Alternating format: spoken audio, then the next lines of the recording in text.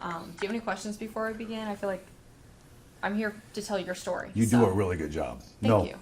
I appreciate that. No, you do. So, yeah, ask away. Just ask whatever you need to ask. All right, well, we'll go ahead and get that hard question out of the way. I know you know it. What is your name, and can you spell it out for me? Scott Ruskowski, Ruszkowski. And your title? South Bend Police Chief. All right, well, I wish we were here on better terms, but we're here to talk about the Bissell Street shootout that happened in 2024.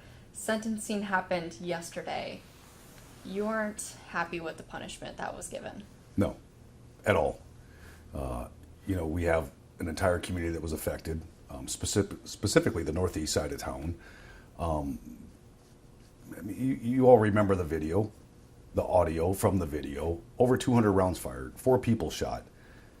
Buildings, houses, cars shot up. Indiscriminately, people firing, not even looking, just shooting wherever, fully automatic weapons, without a care for anybody or anything. And somebody gets 51 days out of it, yeah, I'm upset. We all are. And just going off of that, not only did they only serve 51 days for this, but this is the second time meeting the same judge. Does that make you even more mad? Yeah, so I don't specifically right now want to focus on one judge, but I think it's incumbent on our entire community, like they do with police and others, hold us accountable, and it's rightfully so.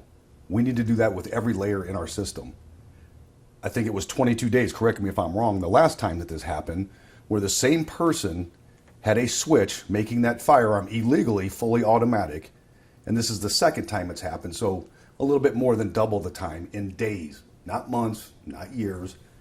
And people have asked me, well, what do you think would be appropriate? Well, I know what the maximum level is on a level 5. And I understand what aggravating and mitigating circumstances are. But right now, my detectives and officers in the community are more concerned about the aggravating circumstances because that's where the bullets were going toward. And it just doesn't seem or feel that justice was served. And we understand that there's discretion involved, and I think that is rightful as well, because that does apply to us. But when it comes to a firearm where it's a couldn't care less attitude, and I don't care what anybody else thinks, says, feels, or does, and then significantly rewarded for indiscriminately firing bullets everywhere in hundreds of amounts, yeah, it's not sitting well. And this shooting, it's not just a shooting where a couple shots are fired, 200 rounds, and 4 people were injured. Yes. It could have been a lot worse. Yes. 4 people injured. I think it was 9, maybe even more vehicles, and about the same amount of houses known. So if some of those bullets went in the air, you don't know until later on. Again, you saw the videos, just shooting over a fence, drum magazines, 50, 100 rounds from one firearm. Then you throw in all the other firearms and people that were involved in it. And then, making that, again, full auto, which you have very little control over when it's full auto. And I saw nothing defensive there. When you hear people say, hey, I'm a constitutional carry, pro-Second Amendment, I am. But we, good people, carry those for defensive purposes, hoping to God we'd never have to use it. That is not what we've been seeing here. That's not what we've seen in this case. It was a couldn't care less, offensive only, and I don't care where they go or who it is. Yeah. And then going back to the sentencing, what is this, what message is it sending to the community? You know what, you may have me the first time in my 37-year career, 11 years as chief, at a loss for words. I think that it's more important to ask the community how they feel about it. I know the people that have contacted me that are livid, and I'm not just talking about people from within the police department. I have own family members. I have family members that live on that side of the town, which obviously it affects all sides of town. 51 days makes absolutely no sense. I would love to know, maybe, what the mitigating circumstances were in this. This was admittingly a machine weapon to be fully automatic. The second time this person's been involved with that. And I know people say, well, you shouldn't be giving that information out. It's on my case. Anybody can get it. It's public information. I just went, sir, you can do it from your phone. It takes about 30 seconds. And look, whoever you want to look up. Maybe do that for other layers of our justice system and see what kind of record they have. When we're expected to dot our I's and cross our T's, as we should, so should everybody else. Does it feel like a slap in the face here at the department? Yeah. Absolutely. I won't even hesitate to say yeah. Like I said, the officers and the detectives and everybody else that worked so hard to process this scene, interview, talk to dozens upon dozens, 50, 60, 70 people, obtain all the evidence and videos and all the stuff that they did in the search warrants. It was just an insurmountable amount of work that they did, and 51 days. And this news broke yesterday, the sentencing. What was your initial reaction? Well, I haven't slept since that news broke. I've been pacing because I've been so upset about it. I take it personal, and so does everybody else here. When they pour their heart and soul to investigating something that happened to one of our proverbial family members in our community, to many of our family members in the community, and essentially, shame on you, don't do it again. That's what it feels like. Kind of just a slap on the wrist? I think that's an overuse. It wasn't even that. That would have some sting to it. This has none. Yeah. And going back to the previous charge that he had, possession of a machine gun. So this is a reoccurrence. It is under the same judge. How does that feel? Again, I don't know what the judge felt or saw from aggravating, versus mitigating circumstance. But if I'm not mistaken, it was 22 days the first time, and now it's 51 days. So you got a little more than double the punishment for a second time. I hope there is no if, and I hope there's no when it becomes a third time. And that's, I'd like to say it's not on my conscience, but it is. I can't sit idly by and not be upset about this on my behalf, secondary to everybody else's behalf. That is part of my job as well, and a part of my responsibility as a decent human being. It makes no sense to me, none. I've not heard or received anything that would, I mean, look, nobody wants to punish somebody. We don't want to have to put handcuffs on anybody. But, we'll make the comparison. Somebody stealing a pack of bologna from a store at 2 o'clock in the morning is a lot different than somebody stealing a pack of T-bone steaks at 2 o'clock in the morning from that same store. So when you talk about discretion, this is firearms. I have been abundantly clear. Everybody else in our judicial system has been abundantly clear. When it comes to, you don't get a do-over. That trigger's pulled, the bullets don't come back.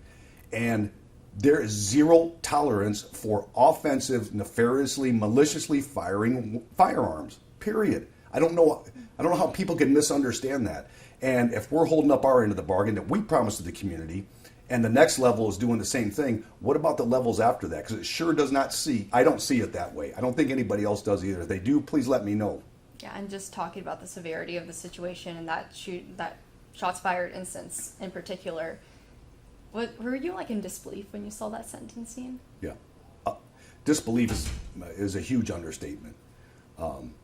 But anything that starts with a D, disbelief, disappointment, disheartening, keep on going. But livid, I think, would be an understatement, the way I'm feeling right now. You probably can't tell on camera, but my heart is pounding right now because this should not be happening.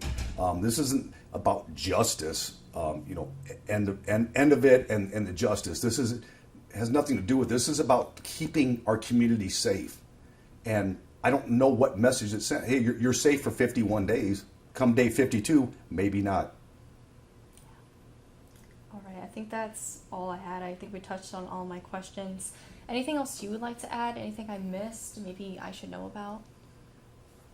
I think you covered it pretty well. Wes, you Oh got man, anything? you got something, buddy. Anything? No, you poured your heart out. I'd rather not do that, but I cannot not be me. And it's Dude, I coming would from love to passion. see you guys get. Yeah, it just. We got lucky by the grace of God that there were only 4 people hurt and not killed or more. You can fix cars, you can fix houses, but how often does that need to occur? I'm watching the videos again. I don't know why I wanted to put myself through it yet again because I did a big thing back when this first came out. But over a fence and just spraying with no praying. You just say spray and pray. There was no praying involved. It's spraying, and who cares who or what it hits? I just don't understand why people don't have the value for another human being. And again, I've had a lot of the gun proponents. Well, it's constitutional carry or whatever, and we have the right to bear arms. And I'm not disputing that. I'm also not disputing that a well-regulated militia means trained knowledge and having the right reasons for using those firearms. I firmly believe in that. But it's not the people that believe in the constitutional carry. They're carrying it in case, God forbid, they ever have to use it, like the police do. Those aren't the problem. It's the ones that we see here that don't care what the rules are, what the laws are, and then seemingly rewarded and proven that they don't care, and it doesn't matter if they don't care. Yeah, and I guess we really didn't talk about the plea. So they dismissed the one count of criminal recklessness. And then the time before, they dropped the charge of something similar, but they kept the position of a machine gun. But there's two components here, and they're just ignoring one. So a lot of times, and I don't want to speak on the prosecutor's behalf, but I and we as officers understand that. There is a conviction, but there's also the expectation that, hey, look, maybe we don't need to pile this on. It was bad enough the way it is. So how about if we just get at least half of the sentencing that what it could be, what it could be, or max the sentence if you get rid of the other one, max the sentence for one of those charges. And again, I'm not talking about stealing a pack of gum from the store. I'm talking about firing bullets at people who are trying to run away, that are hitting those people and cars and houses and God only knows what else that's being struck. And you do, well, essentially time served, I believe is what it was, 51 days. And that was mostly waiting because we had probable cause and then enough to hold that person. We had enough probable cause to make an arrest and to hold that person until formal charges were filed. So, the plea process is a little bit different. The prosecutor would be obviously well more adept at explaining that. But we do understand that there is part of that process. We need probable cause to make an arrest. We went well beyond probable cause when we made the arrests, plural, in this incident. And like I said, the officers, the crime scene techs, our detectives, and most importantly, people stepping forward, which we knew was, that's been a struggle, but people did step up and step forward. And that combination led to our arrests, which subsequently led all the way to the travesty that we saw last night of 51 days. 51 days. I'm going to leave it right there. Yeah, and I didn't even mention there were other suspects who either pled guilty or had their charges dropped. Yeah, so there were others involved, and I'm going to look at every one of these, I can assure you. And then I will be asking our detectives and others to see if there's a pattern. Is it the pattern with one part of the judicial system, one individual, several? I don't know. I can speculate, but I will have facts that I can eventually, hopefully, not have to present. But this is, I don't know. I will reiterate the expectations, rightfully so, on police officers, I's dotted, T crossed, right? Nobody can or should dispute that. Mm-hmm. However, giving a pass to the other layers or, oh well, that's just how it is, that is absolutely unacceptable. I don't care who you are or what you think or what the reasoning is. 22 days for the same thing the first time, okay, it's a first offense. Second offense, less than 2 years later, and you get maybe almost double that time. So is a third time that if it does happen, is it going to be 100 days? That is just the most ridiculous. I'm at a loss for words. Yeah.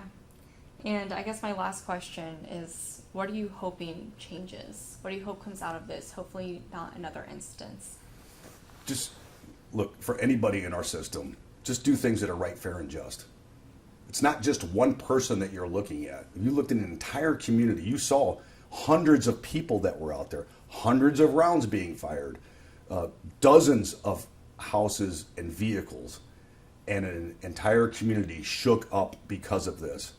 But we're focusing on seemingly on one person, and let's just concentrate and feel on that one person when there is an entire community. There's a city, a county, state, and national all involved in this because everybody's from always on the outside looking in, and makes no sense. That what I want to see happen with this is, again, right, fair, and just. That's what our expectations are of every single officer, and I think that applies to everywhere in our law enforcement system. All right, thank you so much, Chief. Anything else you'd like to add? No, ma'am. All right, thank you. Okay. Although that looks a little different than the last time I saw you. Yeah. I think. Thanks for watching. Like and subscribe to the WSBT 22 YouTube channel.